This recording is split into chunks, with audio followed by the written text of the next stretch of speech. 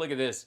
If you want more proof that these fuckers have just like counted the loss and blown it off, here it is. The mess. Forget about 2024. Let's focus on our House and Senate leaders.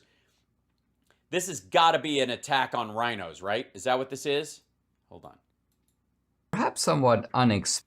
Hold on.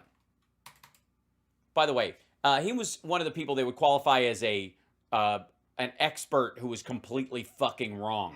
There's a very interesting and perhaps somewhat unexpected challenge to both McCarthy's leadership, Kevin McCarthy's leadership in the House, or lack thereof, and Mitch McConnell's in the Senate, or lack thereof. You mean minority leadership, but sure. Now, the House is almost certainly going to be in the hands of the GOP. There are some races still undecided, but the Republicans are. Wait, there are some racists still undecided? I would have thought they would have just voted for the Republican and moved on. I'm kidding, he said racist. Ahead of the Democrats substantially and should be able to get to the majority fairly easily. So McCarthy is almost certainly going to be the Speaker of the House. His own house, maybe. He can speak in his own house. I think it would be the greatest 3 weeks of his life. Or at least the Republicans will have a chance to choose a speaker. Now, yeah, at least they'll definitely choose him because they've been talking a real good game around him lately. It's been beautiful to watch. McCarthy has always, this guy is like a frat boy. I mean, he basically... And you say that like it's a bad thing? Basically has got everyone in his pocket. They're all his buddies. They like to go, eat steak with him and have a glass of wine. So he's been able... Eat steak and have a glass of wine? What are they, vampires or... Able to kind of glass... Real housewives? Like... Kevin.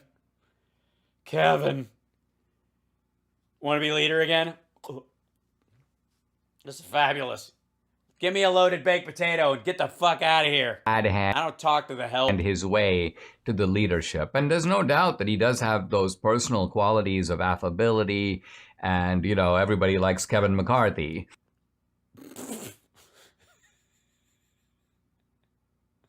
This is the moment when we all realize that the mess has no friends. But we're in a little bit of a precarious situation. And if you agree that we are in, let's call it Cold War combat mode, then we actually... You're not in Cold War combat mode, fucko. What do you think this is like? This is spy work time? It's all gonna be silencers and dropping down on ropes. We need a combat general. And I think...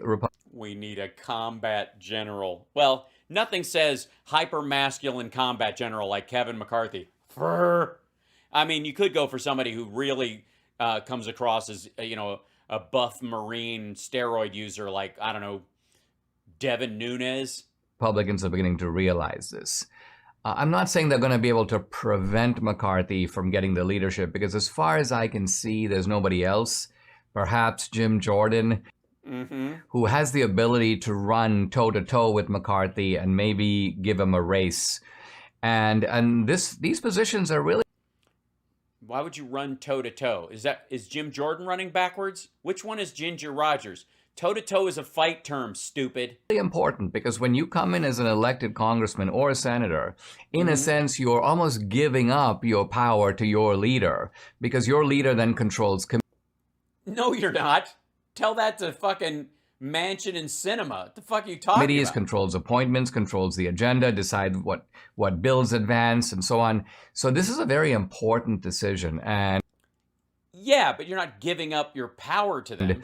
I think that the House, the Freedom Caucus, by the way... Also, by the way, can we just be abundantly clear? Part of what's going on here is this fuckhead is laying blame at speakers past and speakers present for the fact that the Jim Jordans of the world and the Marjorie Taylor Greens don't write fucking bills and put them forward that have a goddamn chance to go or even qualify as laws and don't get voted on. So I'd write it and I'd do the thing, but it would never make it, so why bother? Marjorie. The Maricopa drop is happening soon. Awesome. Let me know if it happens. Somebody pay attention. Watch with the other eye. Taylor Greene is in there. Matt Gaetz is in there. So these Gates. Nobody are cares. people who might be able to exercise leverage on McCarthy and basically say, listen, no Yes, if they're like leg wrestling. I understand. Democrats going to vote for you. You need the Republicans to kind of line up behind you. But we're not going to unless we get certain agreements, concessions. Yeah, this sounds like a healthy exchange going on. This is exactly the conversation you want to have right as you're almost not going to take over. And specific authorizations from you now in advance. On the Senate side, and this is perhaps even a bigger surprise, McConnell, as we know, is someone who values, I mean, he insists upon loyalty. I think unlike Trump, what the fuck? Thank you, Treva. The big reason that he's been... By the way, thank you guys for the super chats. Don't forget, thumbs up on your way out. This will be our last clip, I promise, and then I'll be back tomorrow. Backing Lisa Murkowski is not because McConnell is, you know, a Lisa Murkowski-style rhino. McConnell himself is more conservative than Lisa Murkowski. His voting record is far to the right of Murkowski's, but he really likes Murkowski. Why is that? Because she can win, in theory? Because Murkowski is a McConnellite. She's basically in McConnell's camp. She's somebody who will... Right, which if they were in power, if they had like garnered control over time and they had, you know, I mean, this is all Trump ever does. If you don't kiss my ass, you don't get in. And somehow it's bad when McConnell does it. Like, it used to be a sign of like, oh man, he's savvy. Fucking 10th level chess, this fucking dude. He's playing like 9D chess. In the end, always do what McConnell says. Gail. Now, this has benefits because, you know what? Big Supreme Court appointment. Right. The only wins that have any permanence from the Trump era are McConnell. 100% McConnell. The tax break, which he keeps selling, and the fucking Supreme Court. But it was all McConnell.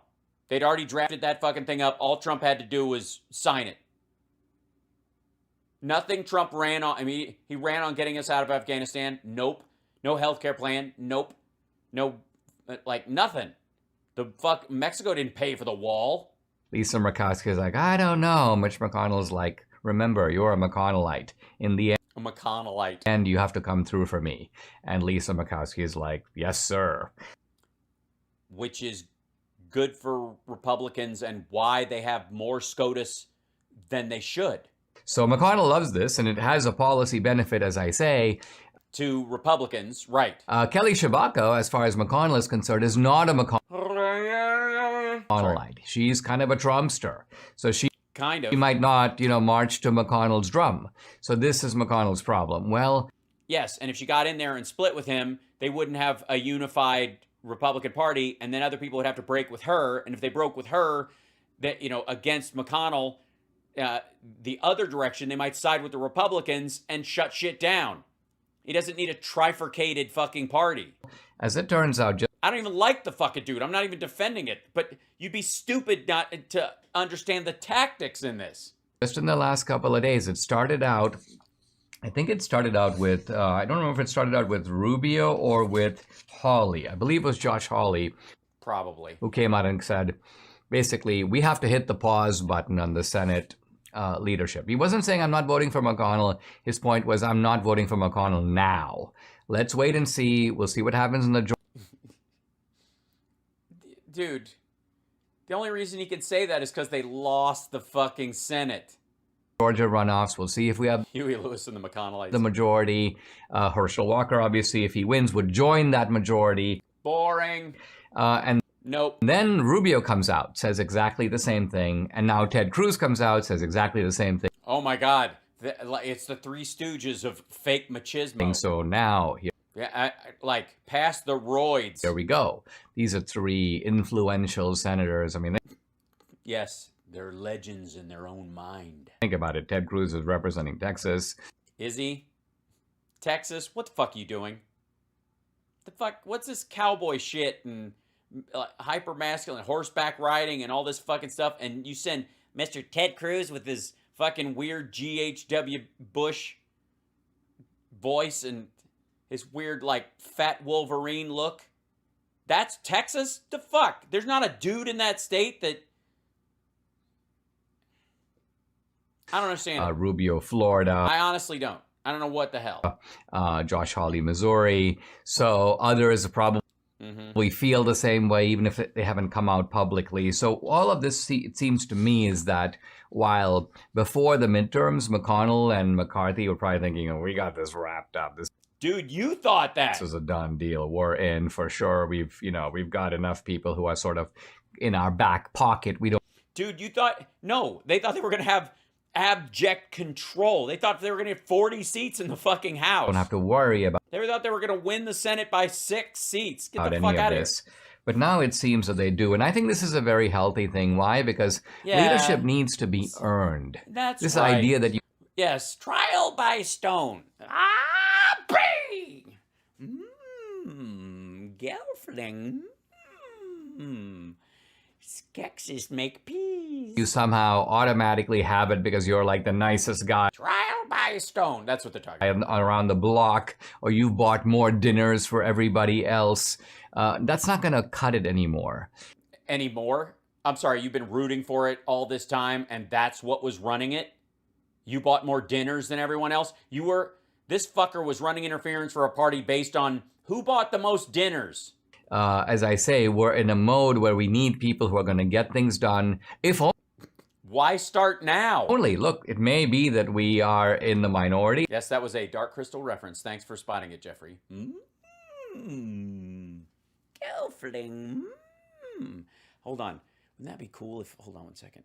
I doubt this is a possibility, but we'll see. Nope.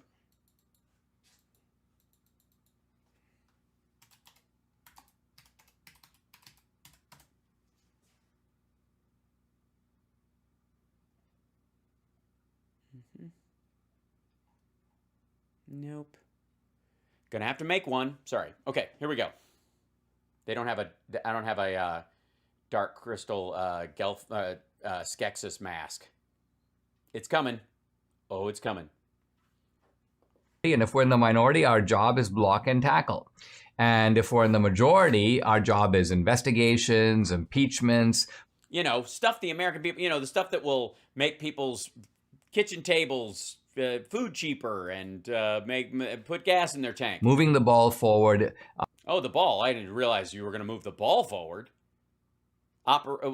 Move the Ball Forward Act of 2023. Is that what you're talking about? Well, sign me up. On a regular basis. Oh, okay. So you'll have to update it every year. Obviously, you can't just pass the giant Move the Ball Forward Act of 2023. You're obviously going to have some changes to the bill. You're going to have to keep it going. It's like, Social Security or something. You're going to have to tweak it over the decades. And we need leaders who are in that mode, not leaders who are there to kind of just... buy everybody dinner. Warm the benches, as they say. Pass the time. Yeah, that's what the leaders are always trying to do. Just hey, everybody, just sit down. Why? What are we gonna? Just trust me, okay? What is it? Don't fire until you see the whites of their eyes, kind of boss. Yeah, it's kind of like that. It's just don't fire ever. Just sit there. Just sit back. Wait for the next election so that we're just sort of the custodians of the country doing nothing.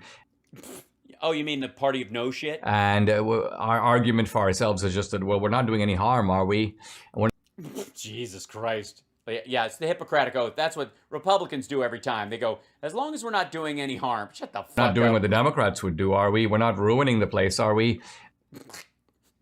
Jesus. Well, that's not sufficient anymore. No, it's not going to work anymore. And no, it's not. It's not going to. So I think this message it's. Yeah, you know what? They got to start moving their stuff forward. They got to move the ball down the field. They got to go toe to toe with each other while they're running in the marathon of life and other analogies. It's percolating. Tip of the spear, armor-piercing shell. Upward. It's coming from the base. Rip Portland. It's then hitting the elected and in many cases newly elected congressmen, congresswomen, and newly elected senators. And buying them dinner. And they are now taking it up to the leadership level and saying, listen, we need... I would like a loaded baked potato with my steak, and I don't drink wine. I'd like a beer. And need to be convinced that this is the right team. Really? That they don't have those kind of conversations on the right ever? What kind of stupid, ham-handed, idiotic organization you're running over there? What the fuck? Is it just rubber stamp city over there? Is it really? I'm dead serious. Is this how the Republicans run shit? Look, don't. But should he really be? A word comes down. Where from? Who cares? Somebody says somebody's going to be the leader. It usually shows up. Whatever Sean Hannity says, we vote on that. Oh, okay. Cool. And then what? We wait for what? The next election. And this, hey, we've been doing this for how long? The Republican Party does this. Basically, it's the safest path we've come up with since Lincoln died. And the most aggressive team going forward. Yes, aggression is the important part.